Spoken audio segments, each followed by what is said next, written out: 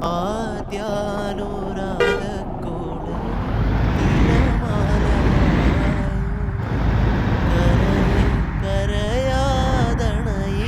കരയാതണയിക്കുന്നൊരാള് കനവിലെ കാടൊന്നിലെ കാരാഗ്രഹ കൂടൊന്നിലെ കിനാപ്പനിക്കായി മരുന്നോള്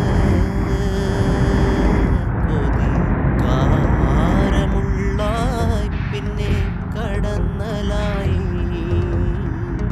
വിധി വേറെ ഒന്നായി പിന്നെ കടച്ചിലായി ആവേശം കൊള്ളുന്ന മോഹികളെ